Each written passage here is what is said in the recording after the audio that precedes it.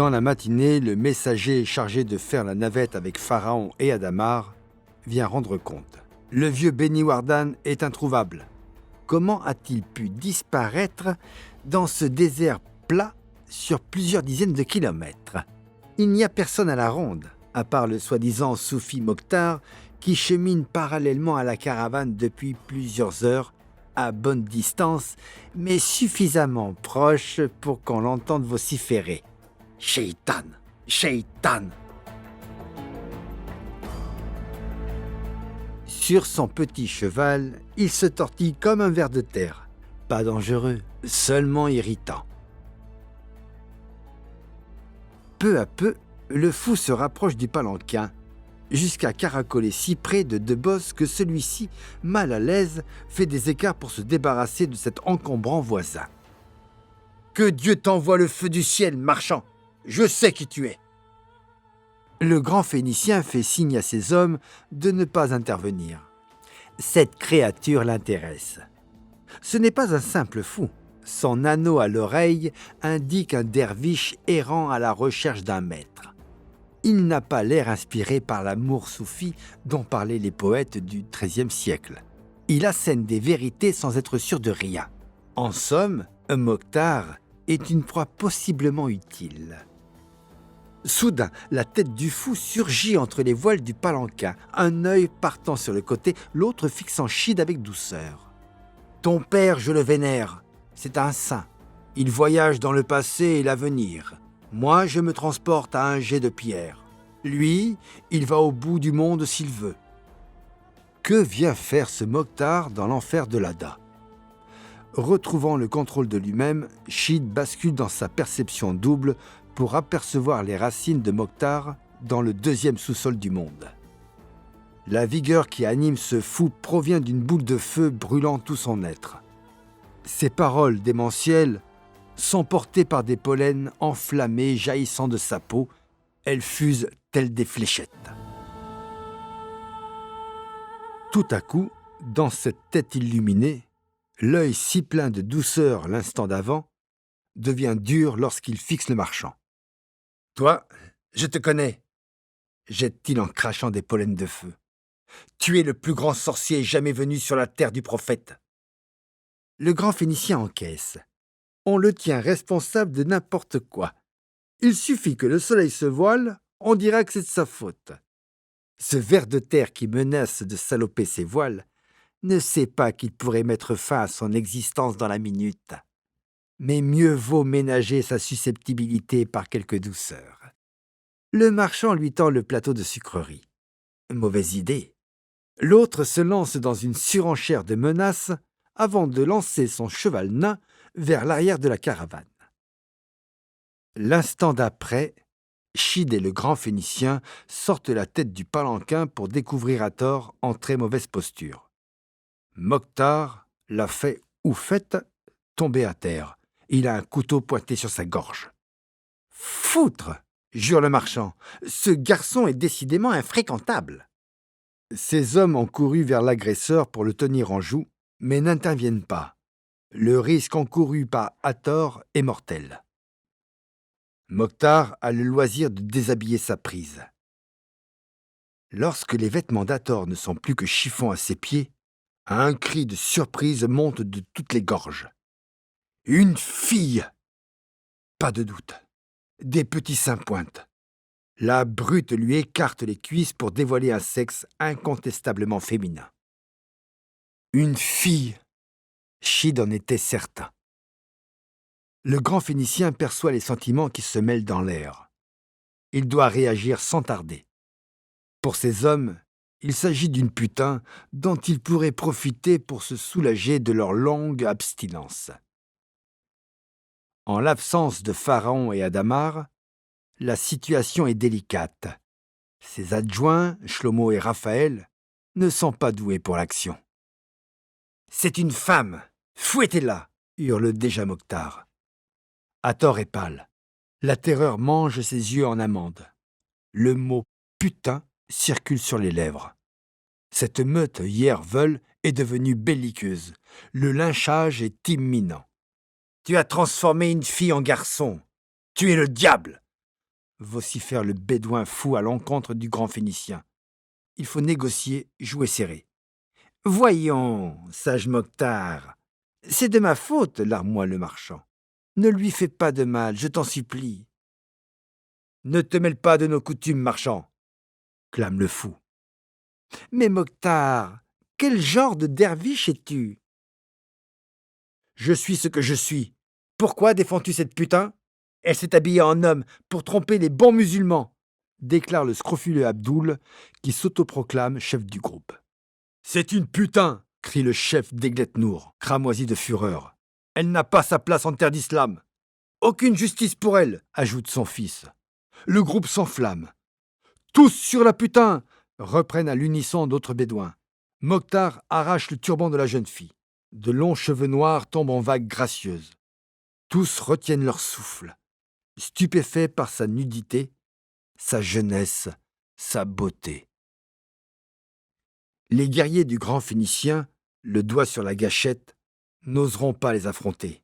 La tension est montée trop haut. Les Bédouins veulent punir la jeune fille par où pêche un garçon quand il se donne aux hommes. Abdoul et un d'Eglet Nour l'allongent sur le sol. Le fils du chef d'Eglet Nour se couche sur elle. Depuis le palanquin, Chid les observe, révolté. Il dévisage le marchand. Va-t-il faire quelque chose? Mais non, il n'intervient pas et s'en explique même. Si je les fais tuer, combien vais-je me faire d'ennemis? Là est la question. Salaud. Chid s'en souviendra. Il se fiche des calculs de ce porc.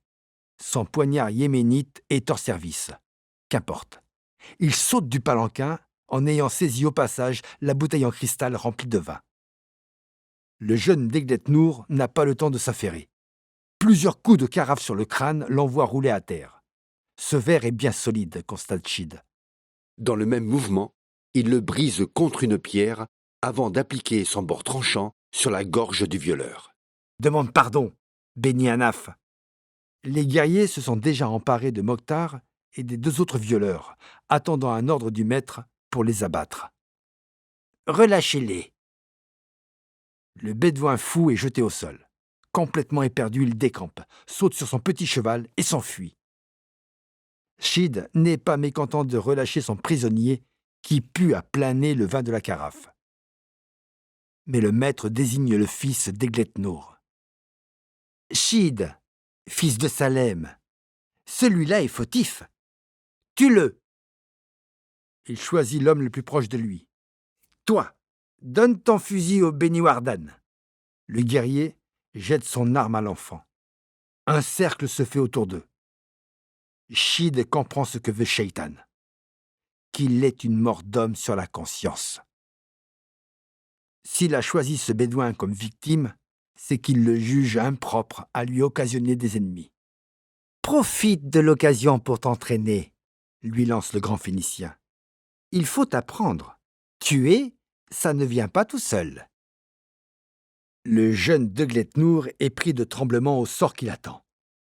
Chid regarde le marchand. Il épaule. Alors qu'il tient le violeur en joue, il se revoit visant Jamal du haut des cavernes. La phrase de Salem lui revient en tête. « Ajoute une étoile au firmament », disait Salem. Dans cet enfer de Lada, la scène est la même, plus intense. Oui, Salem, une vie sauvée fait naître une étoile de plus. Chid détourne le canon vers le ciel avant d'appuyer sur la gâchette. Le son de la détonation met longtemps à se dissiper sur l'étendue désertique. « Je suis mécontent de toi, » maugrait le grand Phénicien. « Tu dois t'entraîner. Sinon, comment vas-tu faire devant Hussein? J'ai déjà tué des gros animaux, c'est pareil. » Ce n'est pas pareil. Un homme, ça parle, ça te regarde avec des yeux, ça... Bon, nous reprendrons ce sujet plus tard. Yallah, en route. La caravane s'est ébranlée, laissant là les d'Eglet Nour, dont le fils du chef réalise à peine qu'il est vivant. L'épisode a induit du retard. Il n'y aura pas de halte avant longtemps. Le maître doit arriver à la Mecque avant le 8 du mois de Dhul al-Hijja. Premier jour du pèlerinage. Hathor est une fille. Cette révélation lui a tout fait oublier. L'évolution du monde, les cataclysmes, la place que les Beniwardan sont censés y tenir. Dans le palanquin, Sheed s'empresse de soutirer au marchand des informations sur la jeune femme. Le gros lui confie avoir engagé Hathor pour lui offrir un avenir. Fille d'une prostituée du Caire, elle vivait avec une troupe de comédiens itinérants. Sheed n'ayant aucune idée de cette profession, l'autre lui explique que les comédiens sont des dérangés du cerveau qui miment la vie des autres au lieu de vivre la leur, et qu'Hathor est désormais plus heureuse à son service. Mensonge tout cela, certainement. Qu'importe. Sheed a décidé qu'il aimait cette fille et qu'elle serait sa deuxième épouse après Shamsi. Et tant pis pour la différence d'âge. La première femme du prophète avait bien 15 ans de plus que lui, non? Et pourquoi elle est déguisée en garçon? Pour voyager sans attirer l'attention.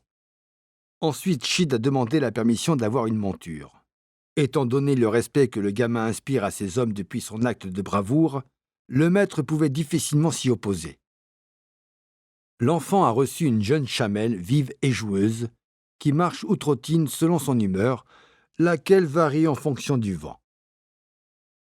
Quelle étrangeté ce vent de l'enfer de l'Ada, observe Sheed. À mesure que la caravane s'enfonce dans une vallée bordée de pics érodés, il ne cesse de souffler, mais à des rythmes différents, comme si l'air cherchait à s'exprimer. D'ailleurs, il parle vraiment. Sheed est assailli de paroles portées par les pollens de feu, criblées de pointes insolites, tour à tour déchirantes ou raisonnées. Pour y échapper, il se bouche les oreilles des deux mains. Parfois lui parviennent les soupirs d'un être humain, tout près de lui, ses pleurs, ses murmures, et l'instant d'après, un brouhaha de voix. Ce matin, lorsqu'il voyageait dans le palanquin, le maître a dit « Apprends, mon garçon, qu'ici sont les fourbes, les faiseurs de discorde, les criminels de la parole, ceux qui divisent les hommes. » Les responsables de ce vent sont Raphaël et le grand Phénicien, c'est sûr. Sheed a vu le jeune avocat prendre place dans le palanquin. Tous les deux sont plongés dans une discussion dont Sheed happe des bribes en arabe. Couche profonde, couche proche, dessin, cartes, huile d'Arabie, contrat. Et aussi des mots qu'il ne comprend pas, appartenant à la langue qu'employait Edwin. Oil, derricks, extraction, French Institute of Geology, International Law. Lorsque le vent soulève les voiles, Sheed voit qu'ils tiennent en main un épais volume broché qu'ils compulsent sans cesse. De temps à autre, le maître s'exclame « Yallah, mets ça au propre maintenant !» Alors un silence s'installe, et l'avocat se met à écrire un texte complexe avec un crayon pourvu du nom de Mont Blanc. Les deux Gletnour ont repris leur place parmi les picassiettes suiveurs de la caravane. Leur haine contre Sheed s'est renforcée. Le jeune violeur a vite oublié qu'il lui avait laissé la vie sauve, ne retenant de l'événement que la nouvelle humiliation qu'il a subie. Le chef des Gletnour, reconnaissant que son fils a fauté, a bien essayé de rebrousser chemin, mais le jeune homme a refusé. Il veut se rendre à la ville sainte pour faire son pèlerinage, a-t-il affirmé. Son père sait qu'il ment, mais il n'a pas le courage de le contrarier. La haine de son fils, augmentée de celle des Beni Harak, qui cheminent non loin, atteint le chef des Gletnour. Dans l'enfer de l'Ada, son groupe ressemble à un essaim d'abeilles enflammées, et son voyage n'est plus qu'une prière. Comment aller vers toi, Seigneur, avec toute cette haine dans notre cœur? Donne-moi un signe. Plus ils avancent, plus souvent Sheed voit le maître ouvrir le voile du palanquin. Il guette quelque chose qui doit venir à leur rencontre.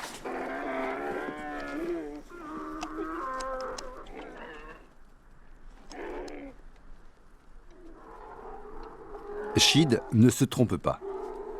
Vers midi, au soleil, un convoi les attend à la jonction des pistes venant de l'ouest et du nord.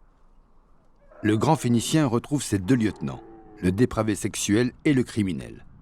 Avec eux, une vingtaine d'hommes et 50 grandes mules chargées de caisses destinées aux Kharidjites.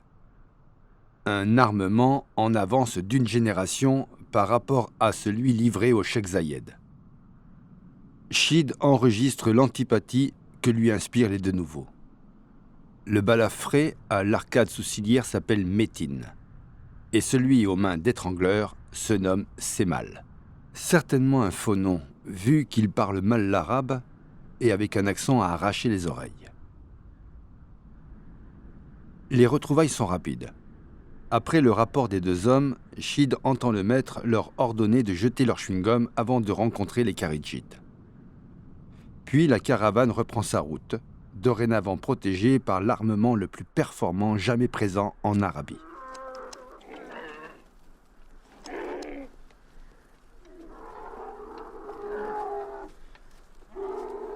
Selon les deux nouveaux, il reste 50 km avant d'arriver à Dam, où ils rejoindront les pèlerins venant de l'Est. Ils atteignent le bout de la vallée pour trouver ce que fut jadis le lit d'un torrent. La gorge tapissée de sable, large au début, se resserre progressivement entre des murs rouges. Chaque fois que Chid lève les yeux, les sommets lui semblent devenir toujours plus hauts.